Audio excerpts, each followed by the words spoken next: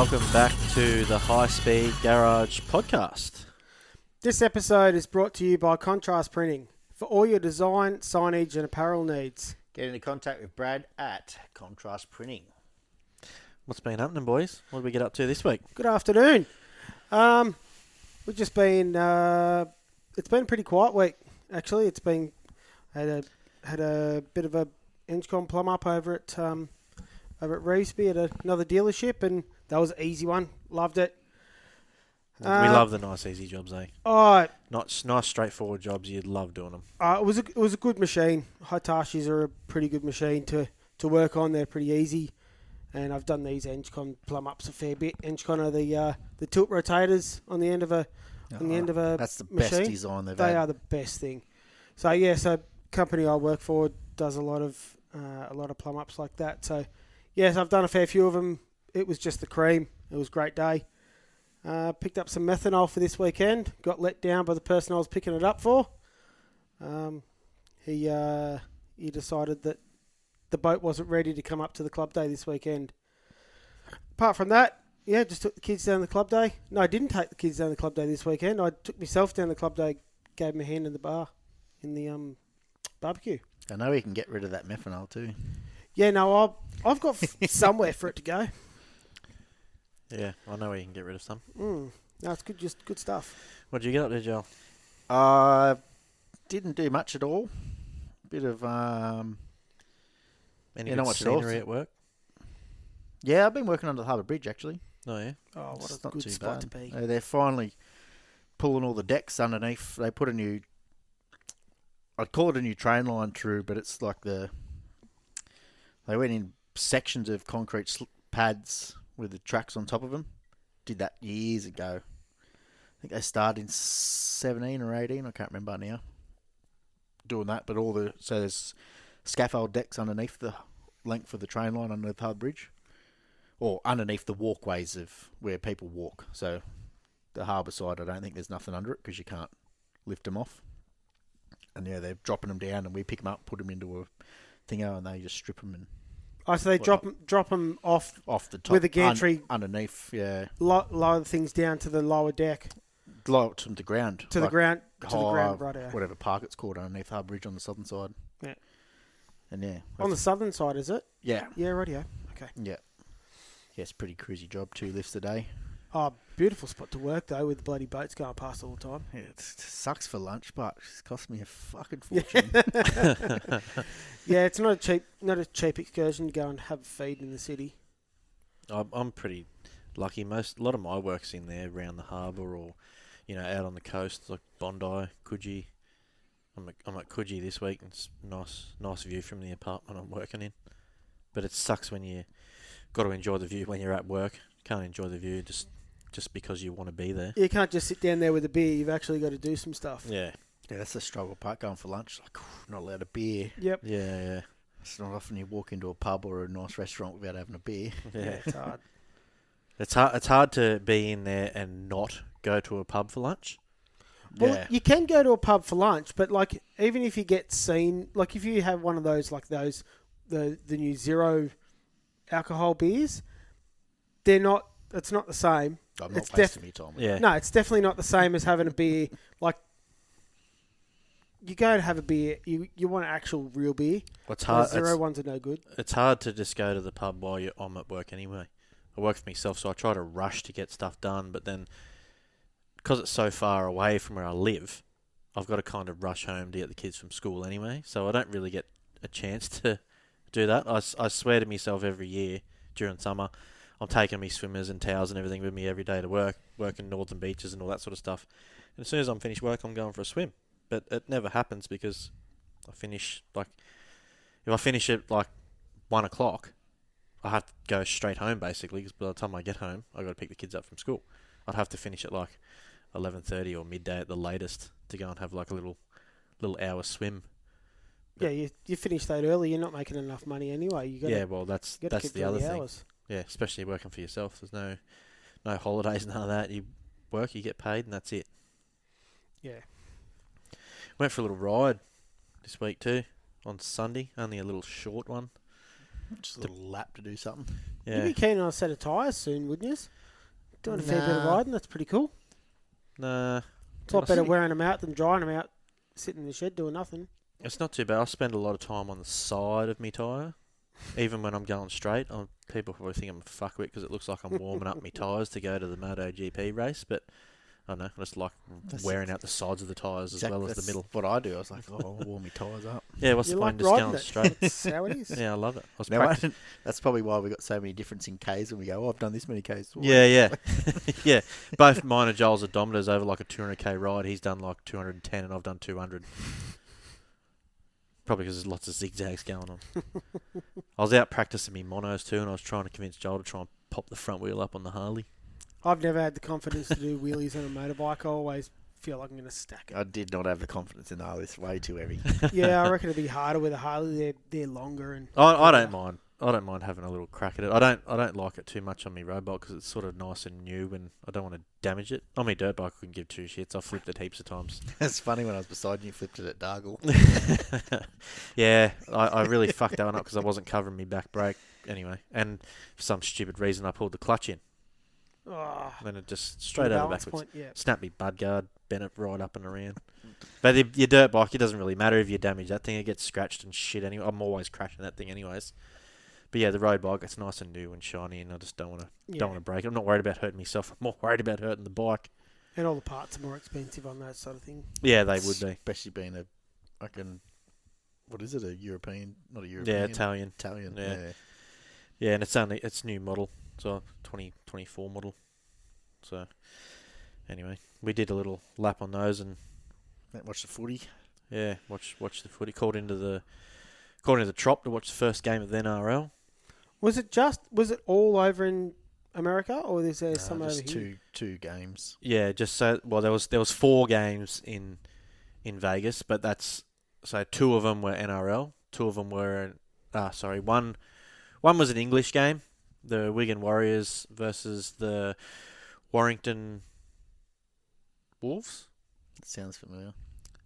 That was game 1. Then game 2 was the Canberra Raiders versus the New Zealand Warriors, which is what we watched at the Trop. And then the third game was the women, so the Australian Gillaroos versus the England national team, which that was smoked them. yeah the English Aussie team smoked them. copped a 90 to flogging. 4. Perfect. Yeah, 90 points to 4. There's like What we say, 17 tries. there was 17 tries. It was nearly like a bloody try Shot. every bloody set of 6 just about. Every 4 minutes, I was a try. Yeah. Yeah, that would have been a good game to watch. Oh yeah. And then the last one was the Panthers versus Sharks, but we didn't watch that when we were on the bikes. We we called into the club day down here. Windsor had another little local club day on, and there was a few unlimited boats that poking around. So we thought we'd go and check that out. But by the time we got there, half of them had stopped and had damage and couldn't run anymore. Yeah, Explicit went out for a run. I didn't see him have a problem and get towed in, but yeah, they did their run, come back in. They never went out again. And then I saw the Constable team with the Odin boat, which is a twin turbo big block. The Explicit boat is the Aussie Barra engine. They call it the Red Taxi.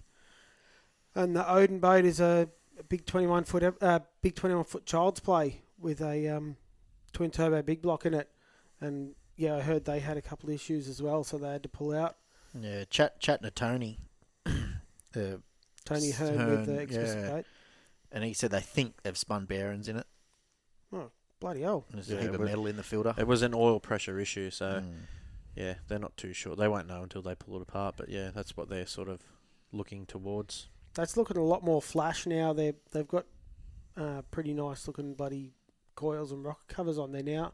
Changes the look of the whole boat Yeah, once they do that little bit, because that's sort of the most prominent thing that's standing out. They had the standard rocker cover and coils on there before, and it just it seemed like a Barra out of a car. But now they've got these new flash rocker covers. It completely changes the look of the boat. looks like a race engine, Yeah. It's an absolute weapon, that boat. That's an awesome thing to watch. even though it is just a taxi engine. It looks like a race engine. Who was driving it? No, Chris, that's jokes. Nah, Chris Hearn. Chris driving it, Yeah, Chris is still driving it, yeah. Because his young bloke was up last club day driving it. Yeah, I think so. He was local, I've but I seen think- him. I He think lives in Liam's Melbourne moved. now. Yeah, that's right. I think Tony told me. Yeah, that's a bit hard to just go down to a club day when you're living in Melbourne. That's what Chris jumped back in it. Yeah. Yeah, Yeah. How horrible's that? Yeah. Oh, spewing, I've got to go and race me 140 mile an hour race boat. Yeah, and then by the time we got there, that had already happened, so we didn't get to see any of that. And then we watched a couple, and then one of them tipped over onto its lid. Yeah, we were watching Royce McIntyre with his new Mayhem boat, which is that's a Brucey. Brucey boat. Brucey, yeah. Yeah, Bruce Everingham race boat. He's got a little blown small block in his. No, it's not a small block. It's a LS engine. It's an LS, yeah. Yep, that's Wayne Smith's old LS engine, Nah, isn't it? it's based off it. Oh, Reed that was did- the starting point. Yeah. Okay. From Yeah. what I got told, it was a pretty handy 6 litre gonna be. And then when he's gone this way, he just dropped a blower on it. You ain't blown. You ain't known unless you're blown. Yeah. So that's why it's got a massive pulley and everything on it, because it's got a bit of Yeah. compression, so Yeah, it it's don't not have running pistons much. and stuff on it. Yeah, not much boost. Yeah, so the last race, the last unlimited race of the weekend was between the Mayhem boat and the Supernova boat, which is Rob Pasala's old Beyond Blue, Yeah, Duggan balancing. the old Duggan balancing boat. And unfortunately, he's a bit of a he's a pretty fresh driver, the one in the Supernova boat. I think his name's Scott Yeah, Scott, I got... Cleaver. I think his name I is. met him. I actually shook his hand and had a little chat to him on Sunday. I went to see Rob because I didn't get to see Rob last time we were here, so I went to see him. And yeah, Scott come over and introduced himself. We were standing there talking to him and Gary Newell. And yeah, I feel a little bit bad because I made a little comment because Rob was basically telling him, Scott was relaying to Rob, who was the laptop guy, and just making sure he's in doing the right thing. And Scott said, yeah, the boat seems very, very predictable and rah-rah. And Rob goes, you just need to go flat for longer. You need to put your foot into it a bit more. And I turned around and said, don't worry about it. The worst thing that happens is you get wet, just as a joke. And next thing it goes out in the water and he's wet. And I was like, shit, I feel bad. Yeah, I think he was. What it seemed like, I wasn't down on the water, down on the river's edge when it went in, when it crashed in the water. It didn't crash, as far as I know. It just sort of tipped over as it went around the corner. That's what everyone's assuming. No one actually seen it, No, eh?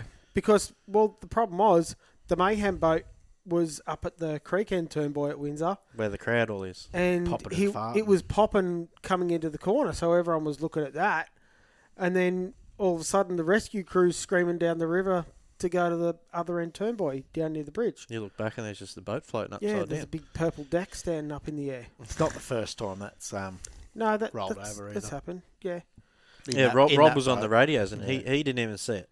No. Where I was standing, no one sort of seen it, and I thought, Rob would have seen it. I'll go see him in a minute. And once they finished sort of packing up a bit of stuff, I went and see him. I said, what happened? Did you see that? He goes, no, I didn't see shit. I was too busy looking at Mayhem. Yeah, so the impression that I got seeing him going around the creek end turnbuoy, he's come into the corner and hasn't kept enough throttle into it as he's come through the corner. As he's trying to drive it out of the corner, he's not keeping enough speed up, so it's starting to rock around, and he's grabbing the throttle, which is unsettling the boat a lot. Yeah.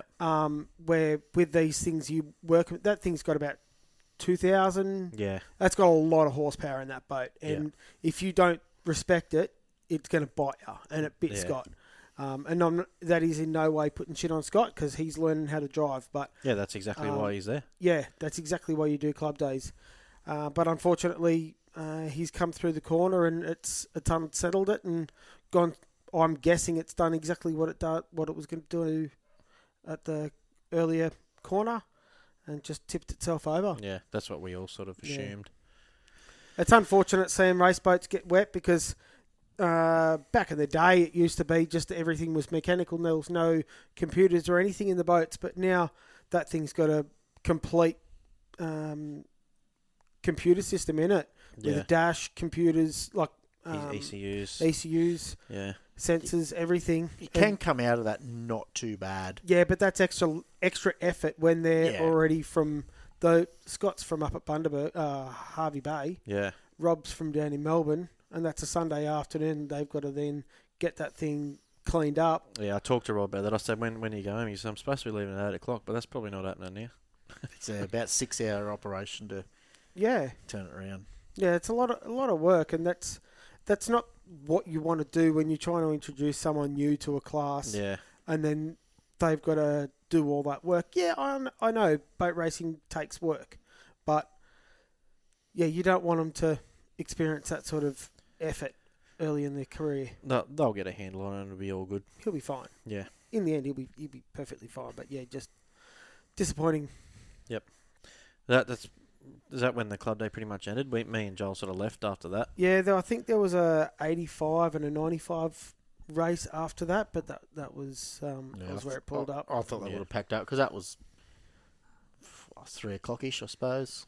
Yeah, something like that. I reckon we would have rolled out of there. Yeah, the crazy lady running the pits, she went around and bowled a few more people up ready to race, and they said, yeah, I'm going to go racing, so Christy pushed them all out. There was another crazy lady in the pits down there too. Yeah, I don't know. Cracktivities. Yeah, she had something serious going on.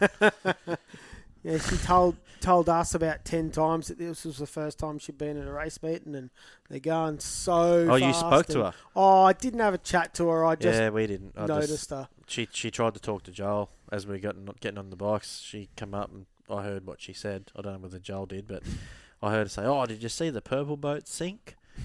And Joel just started his Harley. And then she wandered off. But she was at the couple of boats beforehand telling young kids to put their hats on. And Yeah. Scaring the goes, crowd. I got no money, but I buy them an ice cream. Please stay away from my children. Yeah.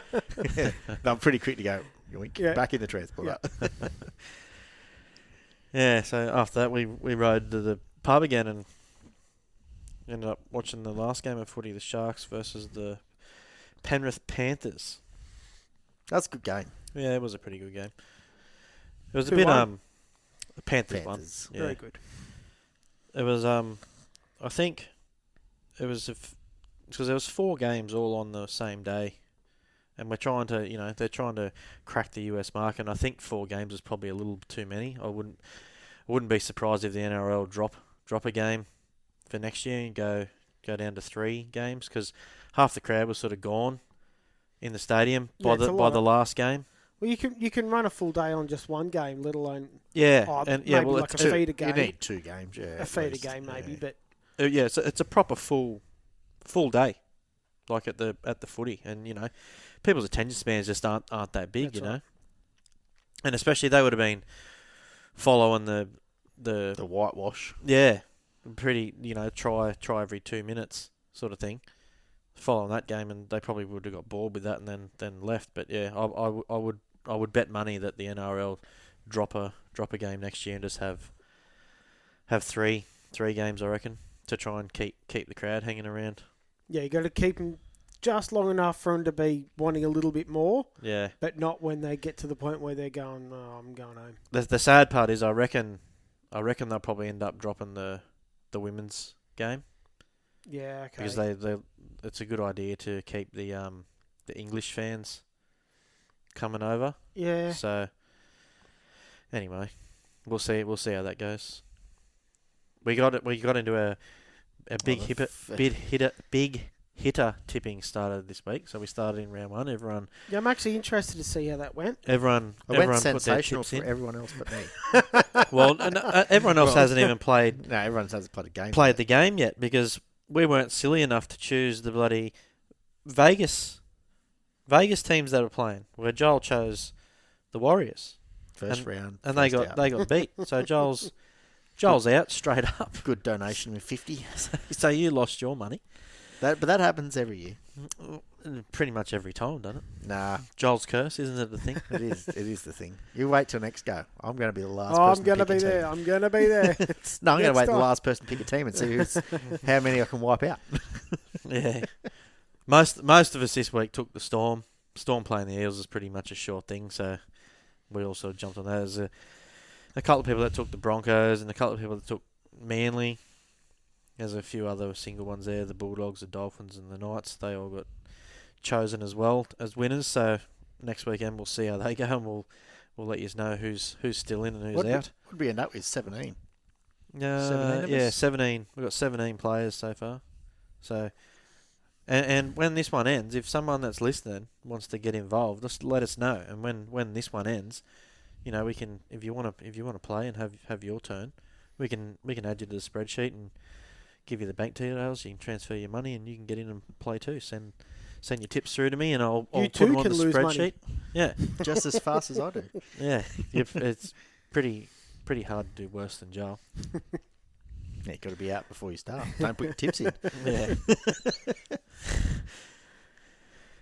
Yeah. So that'll be a bit of fun. Hopefully it lasts a few rounds because it's kind of annoying when it only goes for sort of 4. I mean, not for you. It. You want it done early so you can get back in and have another turn. Oh, all right. We'll move on to listener questions. Yeah, we actually do have we've got a couple actually this week. Oh yeah. It's been good. Did you want to start off with the anonymous? Yeah. Anonymous. Yeah. Anonymous. Yeah, that's what I thought too. Little pussy. Anonymous. What a sook. Be a real man or woman, whatever you are. Person. Tell us your name. No one Yep. cares. No, it's all. Read it out. It's all good. Read out good his for starting question. conversation. Rightio. So what we've got is, do you think the holding lanes / poles are too strict now, and should there be more play on and let the drivers race? Oh, this one's going to be controversial. Yeah, it probably can be, but You give us your I don't know. opinion, Hayden. look, my opinion is I think the play on does need to be considered, but you also, especially in the first corner, you really need to try and keep the boats as square as you can, as consistent as you can around that first corner, especially, because that can turn into a real shit fight where it can actually cause accidents with people not holding their lane around that first corner. I think it causes them anyway. I think you're going to get that regardless, but if you've got... Go back to when they didn't do it years ago. People had the respect of drivers. He's going to be there. Yeah, but I've seen a lot of old races where pole 1 went from pole 1 out. They wouldn't hold their line into the corner, so they'd sort of come into the corner about pole 3 and then come around, hook pole 1, the centre buoy, and then come back out at pole 6 again. And it just completely wipe out everyone else's race, and no one had a chance to get past. It didn't really wipe out everyone else's race, because what would happen is then people were behind. If they missed the start or whatever, and they're a couple of boat lengths off, they start to expect it. As they're driving down the first chute, they're thinking, well, I'm a bit behind. He's probably going to move over. I'm probably better off backing off early, getting myself around the corner clean, and having a crack and going again. Where these days, if you miss the start in pole 1 and you're 3 or 4 boat lengths behind, you'll still keep running in deep in pole 1 because pole 2 has to leave you room. And because you charged in there a bit deep, the cornering entry speeds are probably a fair bit different, and it gives you more chance of making a mistake. Yeah, I can Where understand if that. you're behind, like if I was in that position and I was behind, and the guy's up there, I'll just go, okay, well I'm expecting him to take the buoy. I'll lift off early. I'll pull into his wash or something, make sure I get a clean corner, and then I'll come out and I'll have another go and try and run him down the next straight and the next corner or whatever. Yeah, but the coming in pole 1, sweeping pole 1, like nearly touching the buoy in the centre of the corner, and then sweeping back out to the other side of the track. I don't think a lot of them did that. No, but we have seen it. You We can have seen it, and anticipate that though. This is what That's stops it. That's But racing see, though. like, yeah, Happens I think, in every other form of yeah, motorsport. but I think it sucks. You come in like, a bit hard, you run You wide, think, okay, someone so cuts up the inside of you. you think if I'm saying pole 3, and I'm actually like I know that our boat's turning better now, so I can commit to the corner a lot more. Like I will push the thing into the corner. When I get to the other side of that corner and try and straighten up, if that other person's beside me, I don't really want someone else's paint on my boat. I don't mind. You're a painter. No, I don't mind if someone's trying to push me wide or something, I don't mind having a little bump. You're not going to cause too many dramas on the exit of a corner. You're pretty slow at that point anyway. Yeah, I think, and the main thing I don't think you can actually measure it correctly. You definitely can't unless you have drone footage. No one can pick it from the bank. So any official out there that doesn't review drone footage should not be commenting on anyone holding their lanes or poles. And you can't pull that ruling on holding poles without drone footage. And you can't exactly. Which is my sort of thing. It's not really enforceable because it's not really measurable. But if you move half or if you don't impede someone, you come through the corner. I'll give you an example that I've seen. Either side, you haven't impeded someone. It doesn't matter. Well, it does still matter if you don't impede somebody, because what happens, right? You got two boats that go in side by side. They go in. Let's say one's not there, but they go in 2 and 3, and they go round the corner. The guy in pole 2, he holds his pole 2. He doesn't go into 1. He holds his pole 2, which is good. If pole 3, but if he drifts out to pole 3, he's going to get penalised, isn't he? Because the pole 3 boat should be there. Yeah, because he's impeded him. So if he goes round in 2, but 3 goes round and he drifts out to 4, but pole 4's not there, pole 4's still at the entry to the corner, he won't get penalised because he hasn't affected anybody. Yeah. So that way he can get a better run out of the corner because he can let himself run a little wider and looser to have better exit speed. And he knows he's not going to get penalised. He can change 3 lanes and he's not going to get penalised because he's not upsetting anybody. Where lane 2, he's got nowhere to move. But lane 2 is faster too. Not necessarily. I understand what you're saying. It is very difficult, and that's why this has been people run wide because it is faster. Of course it is. It's faster because you can let off the plate earlier. You can, we're just talking about log boats here too, not hydroplanes or tunnel boats or anything like that. Tunnel boats, they have to run wide. That's the only way they go fast. Same as hydroplanes. If you hold a tunnel boat into pole 1 and it goes in square in pole 1 and comes out square in pole 1, you've got him dusted every day of the week. Yeah, and I watched Bailey run. He just drifted exit the corner, just all the way, just trimmed out and just hold it out. It's definitely faster to drift on an exit. It is definitely same as hydros. If you can keep the speed up, if you can keep the speed up, it's faster when you go wider. But if you're able to hold the inside lane, you're still fast. Well, yeah, but you could be faster if you got moved out. My point is, if there's 2 boats side by side, the outside one gets an advantage because he can drift wide to be faster without copping a penalty because he's not impeding anybody, but the inside boat can't. He doesn't have the option. And there's also been places that are pinned. Say you're coming in 6 and going, right, I'll back off early, and then everyone's behind everyone, dart up the inside, come out of pole 1. That's got to be allowed to be a manoeuvre. That's like the oldest racing manoeuvre in the book. Yeah, I've always liked that manoeuvre. You're not allowed to do that. If you're way behind, though. No, it doesn't matter. They've been pinned for it. To me, yeah, but the problem is if you're way behind and you know that everyone else lanes is in front the first of you, corner. I understand that. You can't have 2 rules and not have that. Like, you've got to go around in pole 6. Yeah. You could back off pole 6. You could be leading. My other argument back for off that, before him and come into the corner last. My other argument for that too, if you are in pole 6 and you happen to have the fastest boat, like top speed wise, so you're getting to the corner first. These days with capsules, you can't see as much as you could in the old open deck boats, and you've got to drive past the turnbuoys to stay in your pole 6.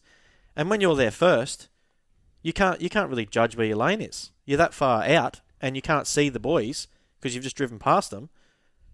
You really need the other boats on the inside of you to be doing the right thing, holding their lane, so you can judge off them because you can't see the boys. So if you're there first, how do you know you're not coming in tight, leaving too much room? You can't. I reckon anything from 3 outwards, you start to not be able to see the boys.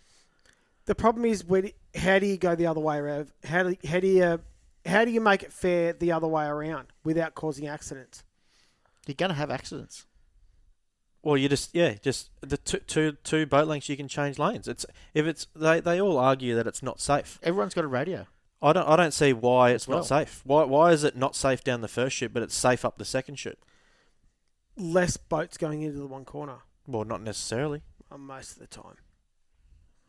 I wouldn't say that. I would say when you go into the first corner, there's a good chance that there's 2, maybe 3 boats that hit it together first. Then there's like the next step back with another 2 or 3 boats. And if they go around in their poles, especially at some of the tighter tracks, at somewhere like that's a big wide corner like Yarrawonga, it's probably a little different. But at the tighter tracks, pole 1 has to slow down that much. Pole 2 drives past him coming into the corner. And then when they come round, they're side by side again. So it's another drag race back down the next straight. But if someone gains 2 boat lengths, then they can change lanes. Or I think it's 3 boat lengths now, but you get my drift.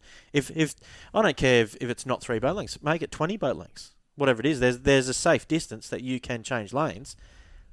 It's up to the officials to determine what that length is, and it should be just that for the whole race, not for the last 2 laps. It's very difficult to call, like to call a racing manoeuvre safe and unsafe. Like it's Everything's unsafe. exactly right. We're in But race boats. you're trying to make it the least unsafe as you can be. I think it's safer not holding your lanes. Yeah. People think the boat's going to be there. It's like I can remember one of my first early days of racing. I come from Newcastle, did a lot of club days up at Raymond Terrace, and it was one of my first weekends away with a boat that was reasonably quick in 5 litre. It wasn't right up the front, but it was reasonably quick. And I went up to the start line here at Windsor, milled around. I shut it off because we hadn't started yet. Start boat's put his flag up. I've gone to start the engine. It struggled to start. So by the time I got it to start and run, I couldn't catch up to the start line. The start boat had already dropped the flag and they'd taken off. So they consider that a charged start, or So No. I wasn't even in line. The flag was dropped and I wasn't even close to there. So then I've gone off and chased them all the way down, and it was only a club day, so they weren't the real fast boats. My boat was probably the quickest at that point. So I've chased them all the way down the chute, and because my boat turned so well, I could drive it right into the corner. So they've all lifted off early. I've driven right into the corner and just gone bang, snapped it around the boys and accelerated back out, and I won the race. As soon as I got back to the boat ramp, Dad tore me a new arsehole. He said, "You can't do that. That's charging the corner. It's you're not allowed to." And then Graham Hart was the OD, and he called me straight to the caravan. yeah, I've had that too. And said, you can't do that. That's not right. Charging the corner. But by these rules these days, that was full legal what I did, which is not right. Because if I charge that corner like that, my boat will stick that 9 times out of 10. But the one time it doesn't, and I skip and hit a wave and wash someone out and run over somebody, then I'm an arsehole. But the rules allowed me to do that if my boat's stuck. And it does 9 times out of 10. There was just a little bit of a rogue wave there that wasn't quite caught, that you can't see because you're going that quick. Where if I was racing and I knew I was that far back and I knew them boats could take my line halfway down that chute, well, I wouldn't keep running down there. You'd have to pull up and go outside them. As soon as if someone's driving past you down the straight and you know if they get 2 boat lengths on you, they can change lanes, you're going to try and hang in there as long as possible. But as soon as they've got the safe distance change lanes, I'm lifting off early for the corner. Yeah, Where now I wouldn't do that. because you know that they're not able. Because I know they've got to leave me a lane, yeah. If you run into them, It basically lets slower boats compete in the first corner. That's essentially what it does. Yeah, I don't believe that was the reason for the rule, though. No, it was they thought it was safer, which it may well be. I don't know the data, but I couldn't totally agree with it. I understand their thoughts and reasonings and all that for it, but to me, you're taking away racing. Like, it's pretty much playing follow leader. As you would know, most of our stuff's won on the first corner. You got to be quick down there, get around the first corner. If you come out of the first corner in front, you shouldn't get beat. Yeah. Not on the inside, anyway. Unfortunately, like when I was OD, you would see a racing, like during racing, you would see not the most perfect corners, but it was a clean corner. Like They didn't hit each other. They got around. It wasn't that far off right lines. I just let it go because it was good racing. You stop that sort of shit, and it stops good racing. Well, that's what essentially. No. I understand. Doing. I understand that, but if you've got 6 boats going into the one corner, and one boat's going from pole 2 to pole 4, that just completely bungles that corner up, and that's what it's trying to stop. If I'm in pole 3, like it's different at the sort of club day level. When you get up to like the serious level, like a full C1 race meeting where everyone should know what they're doing and know your competitors. If I'm in pole 3 in that instance, I know where I should be lifting off to get my boat around that corner. If pole 2 drives in further than that, I'd be thinking in my head, right, there's a good chance this guy's running wide. I'll adjust and I'll move myself wider at the entry to make myself do the undercut. So when he runs wide, I can cross his washing cart on the inside, then I'm on the inside of the next corner. That's like the over-under cutback manoeuvre, whatever you want to call it. That's like the oldest manoeuvre in any kind of motorsport racing. Mm-hmm. And we've basically taken that out. You can't do that now. And our races are so short too. Like you look at like supercars and that, their races are 20-odd laps long. Ours go for 3. Yeah. That's not in our racing, if you make one mistake, there's a good chance you ain't catching that back up because you don't have the time. Yeah, the races go for a minute and a half. Yeah. Yeah, you've got to be consistent. You also got to look at that. When the rule was brought in a fair few years ago, there was not a lot of people. There was a lot of new drivers in the open deck boats that were hitting each other, but they weren't doing 50 club days. They're thinking, well, we're just going to spectaculars, do a couple of club days here and there, see something. That still happens now. But everyone wants to run a spectacular. You don't go back to when we started racing. We weren't allowed to race anywhere but a club day.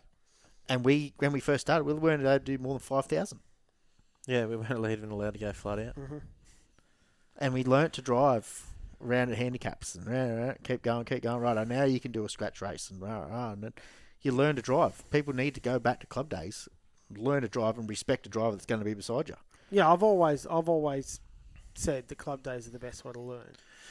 We probably should digress on that because we'll go on for 2 hours talking shit about that. So thanks, Anonymous. Yeah, you got a good conversation. I hope that was good. And your next question, if you're asked to be anonymous, you won't be. Probably won't happen. Blow up the socials with your especially opinion. if it's a soft question like that. I wonder what his opinion is. I'll bet you he wants to be anonymous because he's on my side. Yeah, well, doesn't want to upset the people. Are we going to talk? Yeah, can't talk about if we're going to keep him anonymous, can't talk about what he drives. Okay, so the next one is from over in Western Australia, Chris Dravitt. So it's a bit hard to. We're going off the question that he sent me. So he's asked about discussing restrictor plates for naturally aspirated open deck boats and whether or not something similar can be done with forced induction engines via a controlled fuel pump that is rated at so many horsepower. I think trying to limit through forced induction is going to be a bit of a pain in the ass. But restrictor plates underneath the carby, I reckon you'd probably get away with it.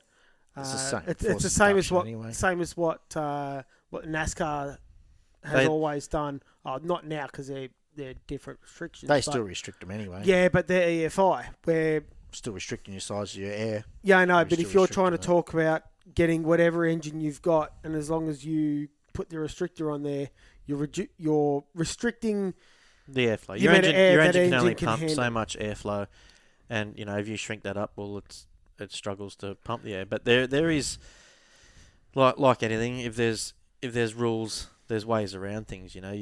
There's lots of other things that you would have to restrict to make sure that it didn't pull the air. Like if you can't pull so much air, you can do other things to the engine, especially if you've got someone with a whole heap of money and they're happy to do a shitload of development. Like those those NASCAR engines, they wouldn't, like the older ones, they wouldn't change much horsepower-wise between a restricted engine and a non-restricted engine.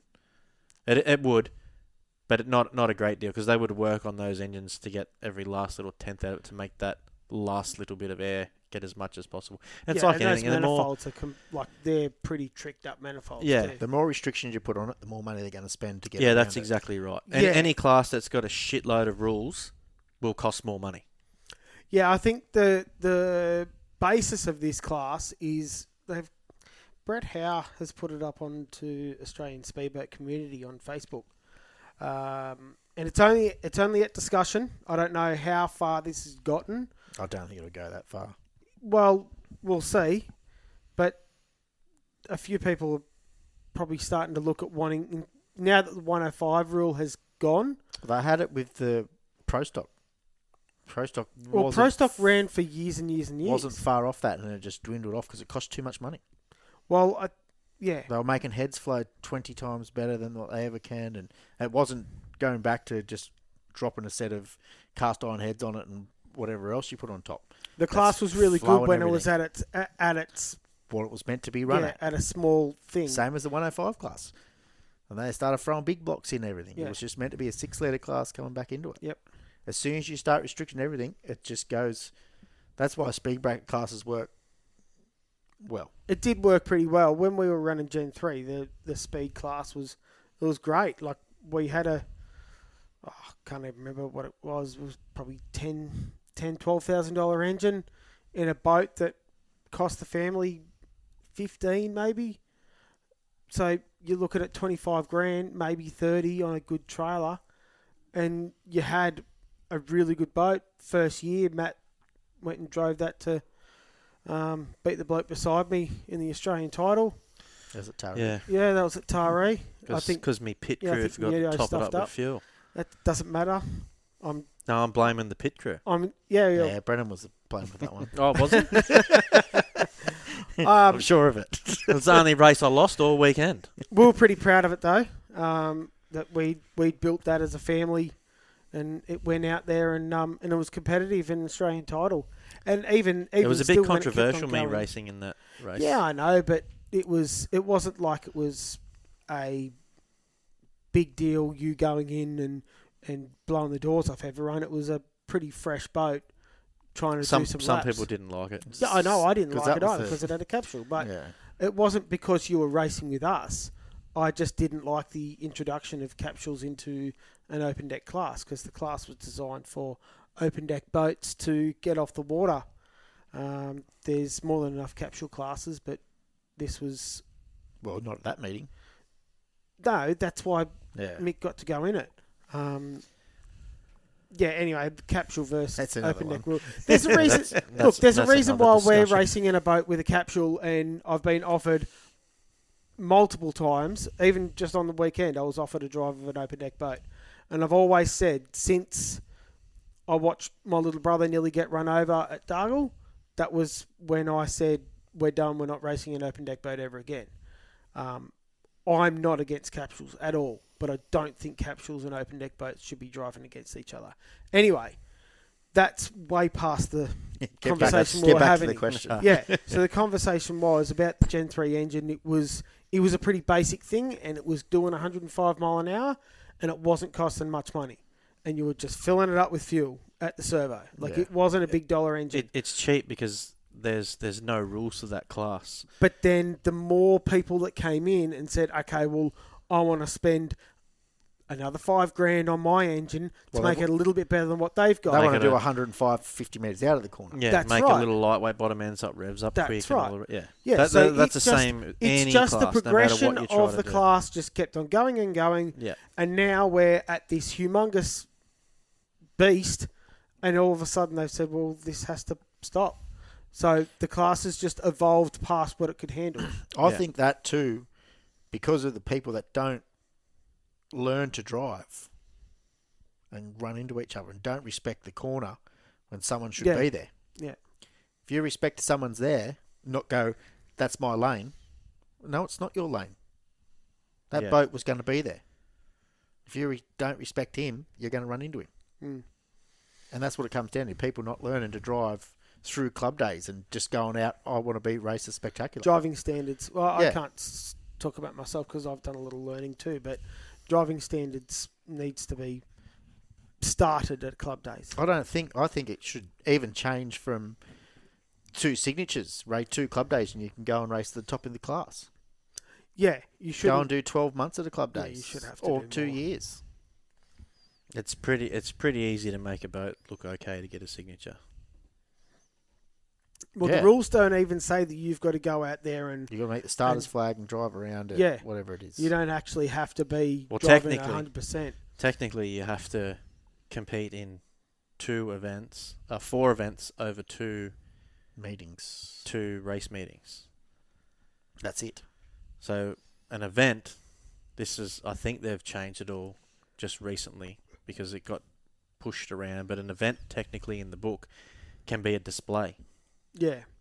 So that's how people were getting away with signatures by just putting the boat in the water. And yeah, I when we stuck the twin turbo small block in Joe Junior and tried to have a crack at the Marge Watson, we'd only stuck it in. The engine had only been in the boat for a week, and I had like one little test run on the lake, and it was too rough to sort of get right into it. I just sort of stood it up once, accelerated, went, yep, that'll do. It's too rough to be doing Worked too out. much else. So You worked out Tune gearing? was, or tune nothing? was good and everything. I'll take They it went Adelaide. straight. We sort of knew the gearing roughly anyway because it had been in another boat previous, and yeah, it went pretty well in that. So anyway, we rocked up to Adelaide before the thing's even been on the water.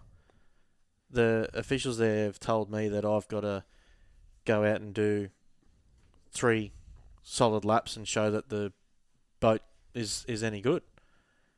And I just went, oh yeah, okay, no worries. In hindsight now, I should have pretty much said, get fucked, I've got a full license, says I can drive this thing, Yeah. I'm going to race it as I want to. Realistically, as a smart human being, what the club did was right. Well, But you can't run a rule off that. yeah, But the club there's plenty of other realistically boats should, with more yes, but power the club than what I had. realistically should be able to say, okay, well that boat hasn't been seen before Yeah. with a high-powered engine in it. I want you as a driver to jump in that boat as a new setup. The thing is, go out though, and thrash it. I'm signed off as a fully licensed driver. So that's basically saying my ability means I can drive that. Even if it does handle like shit, I'm smart enough to not keep pushing it. I will lift off throttles, which I did do, because it did handle like shit.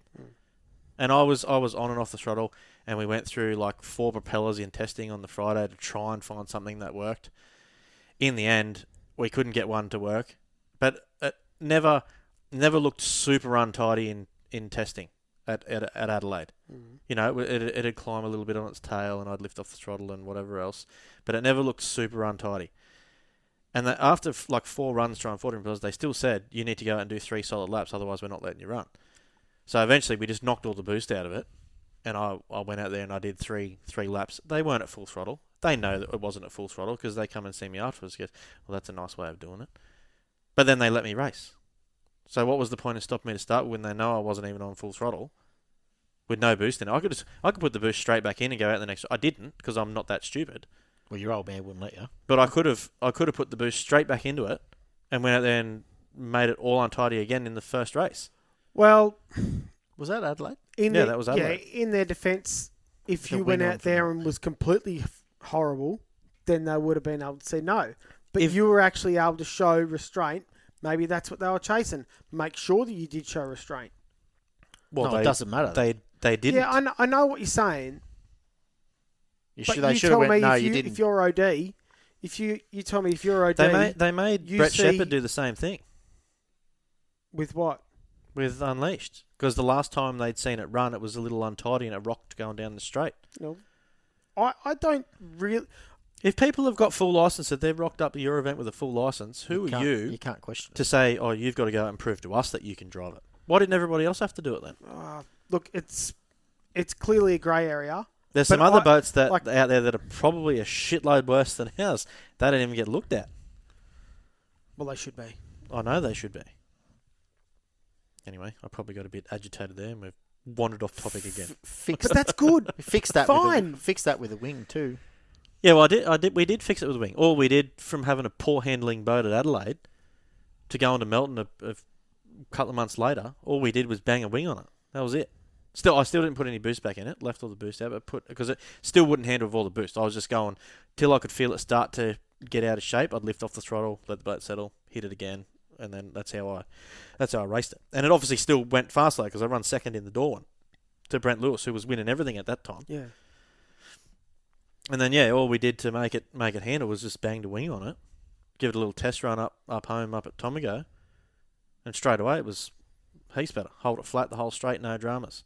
Then we raced it at Melton, and then the last race at Melton, I sort of said to Dad, well, this is our last crack, let's throw the boost back in and see what happens. And we did that, and it didn't handle it. Didn't like it? No, so it got out of shape down the front chute, and then I lifted off, had to have another go to get into the first corner, and by that time you're behind, and you're getting sprayed from everyone and whatever else, and it was all, and I probably drove like an idiot going into the second corner. I probably drove in a little bit too hard, trying to make up the ground that I lost coming down the front chute. And they run a bit wide and had a little skip out. Anyway, It could have been set up a bit better too, I'd reckon. Oh, it had no time. No time. It only went to 2 race means and one test day on our own in a river. So it never really got worked on. But then and obviously Andrew knew how to drive it too, that boat style and how it was set up. This is in the Joe Junior boat. Yeah. Yeah. Well, that's what he ran it in. Because he went and he's won his old man's race first year in it. So yeah, there was a fair bit of changes that Andrew did make though to that. So when that engine was mine and I stuck it in there, it was Andrew's boat, but it was my engine. Well, not my engine. It was Dad or Dave's engine, someone's engine, but I was using it. Someone owned the engine. It was pretty much my whole 21-foot boat into that boat. So my foot throttle, no, that's right. my engine, my fuel tank, my dry sump tank, the whole lot out of my boat, pretty much just ripped it out and stuck it in Andrew's. Because that was after it was in your boat? Well, we didn't, and we didn't have time to start, because the engine actually didn't fit in with Andrew's fuel tank. We couldn't get the engine, we couldn't get the fuel tank back far enough to fit the engine in. The balancer bolt was into the fuel tank. Mm-hmm. So there was a few things that were a bit different, which may have helped it. It was like to put a wing on and it helps the handling is really just adding artificial weight to the boat. So with Andrew's fuel tank being in a better position and his oil tank in a better position, all that sort of stuff, maybe it balanced the boat a bit better, and that's why it worked all right. His fat ass sitting up the front might have helped it too. Well, that too, you know. Ballast. Andrew probably doesn't like the boat sitting as high and loose as what I do either. So, he may have trimmed it down a little, so it was a little flatter in the water. You definitely don't want the thing to be holding its nose as much. I liked it. You know it's going when the nose is up and it's running. Yeah, well, my boat Fury down at Melton, this was last year. Yeah, last year when we had Breton's engine in it, it definitely felt lively. The nose was definitely up. Yeah, it's good when they're like that. It wasn't good for me. It started to kite at 145 mile an hour. It wasn't cool. Yeah, you just got to learn. You'll learn. Yeah, had to be more on the pedal, more on the cav pedal for that. Got in trouble for that one. Right. But look, that's. Got off that question anyway. Yeah. Yeah. Did we answer? Did we answer really Chris's question? Do we think that restricting these engines instead of having a 105 rule? If you're going to do that, I think it's got to be use this, and this, and that's what you can use. Can't modify nothing. You can't do anything. It's the only way a restricted engine works. Yeah, I think. Yeah, you'd have to. That's not what they're. You'd have to restrict the whole intake system. Is the only way it could really work to not make any more. To not let anybody try to make anything better. So you'd have to restrict the carburetor. Well, maybe. Well, this is saying a 650, is it? 600. Yeah. Anyway, you're restricting that with the restrictor plate. Carby. You're restricting that with the restrictor plate, but you got to also restrict the intake manifold, the cylinder head port size, the cylinder head combustion chamber, the valve size. No port in the heads. There's a fair bit. As soon as you start making airflow better, it's better again. Yeah. Yeah, there's going to be a bit more involved in what they're trying to. I mean, you got to run a set of run the restrictor plate, like we said before, modifying the heads. Similar to what they do with the outboard series. The more Can't rules. port that. You can't port this. You can't do that. You can't do that. Yeah, we need someone to scrutineer it though. It's a lot easier. Yeah, that's a lot of effort. It's a lot easier to do that on an outboard engine compared to an inboard engine like they're talking here. That's why the 105 class has been so easy, because all your because there's no rules. Yes. Yeah. There's no But I think what they're trying to do is get away from relying on a GPS and trying to make the boats slower with these restrictor plates. But You obviously, will. It'll But work someone's until gonna until report ahead, someone and tries someone to. does something else. It'll be just the same thing. It'll work great at the start. You get heaps of blokes interested. Then you get some people spending a bit more money than other people, and then all of a sudden those boats start winning, and then the class just goes downhill again because the people that don't spend the money, they don't want to be involved in that anymore because they're just getting beat all the time. And yeah, as I said before, the more rules and restrictions you put on classes, the more expensive it will become. agreed. Right, so we answered that. Yeah, Everyone's I happy. think that one is done. Thanks for your question, Yeah, thanks, Chris. Chris. Hopefully we answered it well enough for you. If we didn't, flog us and tell us again. Yeah. Get involved earlier. We did have another question. We got one from Mikey Johnson. But we probably won't get into that today because we're probably going a bit long on this episode. And that'll open up a... Yeah, talk about there'll be some good stories in that. He wants to know more from mine and Joel's point of view about some farm stories. Bit of shenanigans at Dargle. Yeah, so Dargle shenanigan stories. we do get up to a fair bit of fun out there. Sometimes we get into a bit of trouble too, but we'll have to talk to the Dargle team and find out what stories we can tell and what ones we can't. There's a couple we can tell, but yeah, they'll still get into long, and then long-winded before we know it, we'll be right into it, and we're telling all the other stories that we're not allowed to tell either. But yeah, we'll come back to that. With probably the next episode. We'll find out what ones we can tell and what ones we can't, and then yeah, we'll let you in on a few, Mikey. You've been there on a few of them anyway, so you know what it's like. Mikey just wants the incriminating stories to come out so it doesn't make him look bad. Yeah, he's probably going to reply and say, "Don't tell the ones about me." yeah. All right, is that it? We've I'll wrap her up, Ed. got nothing else. Wrap her up for a what are we? Tuesday night. Yeah. It's getting late enough, isn't it? Oh, I could give you a quick. I watched the MotoGP on the weekend. You guys aren't into that though, are you? Oh, you can see what's happening. It was pretty cool. I'm a Marc Marquez fan, so it was awesome to see him do well. He's just got on the factory Ducati and straight away put the thing on pole position. Won the sprint race. Won the main race. He played with him in the main race. Even his teammate Bagnaia said he was just playing with us. He pretty much over a few laps, maybe I don't know, eight or so laps, he'd pulled a gap of about 1.5 seconds. And then his brother was second on another Ducati, but for another team, and he was also pole 2 and finished second in the sprint, second in the main race. So the two brothers are 1 and 2 in the World Championship at the moment. But he was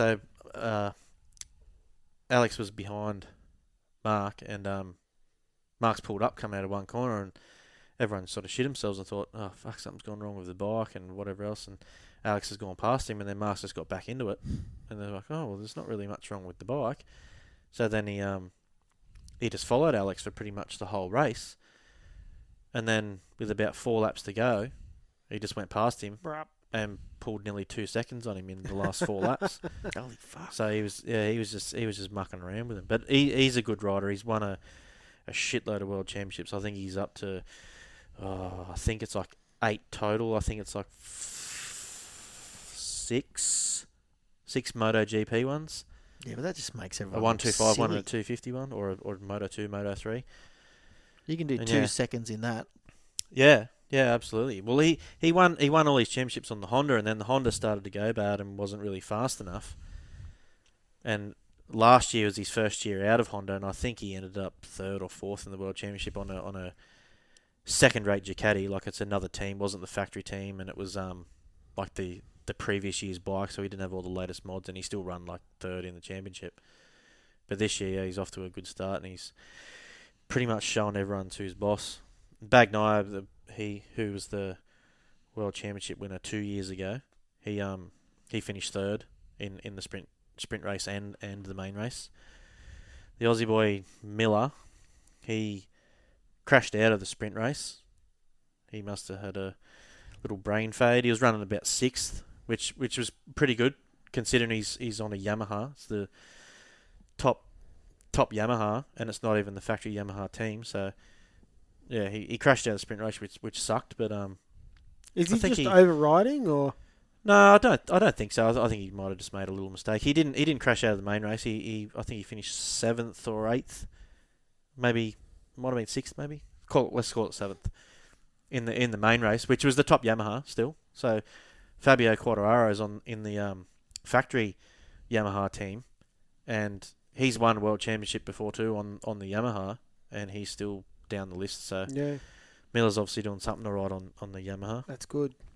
And the world champion from last year, Jorge Martin, he didn't race, and when they're not sure when he's going to come back because he had a crash in pre-season testing and broke his hand, and he's had a couple of operations on his hand, so he's got to wait for that to heal before he can come back. So it's highly unlikely he's going to put in a title defence being that far behind after missing a couple of rounds.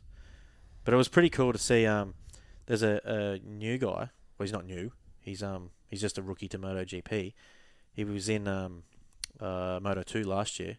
I watched a couple of Moto2 races. I didn't watch the Moto2 this weekend, but I watched a few Moto2 races last year. And this guy can ride a bike, and he was the top non-Ducati rider. He finished, I think it was 4th in the sprint and 5th in the race. So he's the first non-Ducati bike. Yeah, not bad for a freshie. He's on an Aprilia. Yeah, Japanese guy, Iagura. He will win races, and he'll win MotoGP championships for sure. That's pretty impressive to beat that, and he's pushing like former world champions on the bike with a bike that's not as good as theirs. Yeah. So yeah, that'll be cool. Next round's South America, Argentina. I think they're going to in a couple of weeks. I think it's like 14th, 15th of March, whatever that is, around there. So when that comes, I'll give you another update there. Yeah, right. That sounds good. All right. That's about it. Wrap her up. All right. All right. Remember to share, rate, and review the show on whatever podcast platform you're listening on. It helps us get better exposure and more people listening.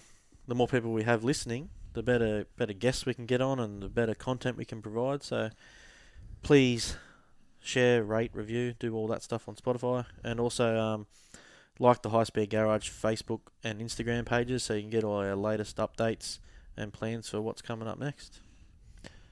All right. Righto. Catch you Thanks. later. Catch you later.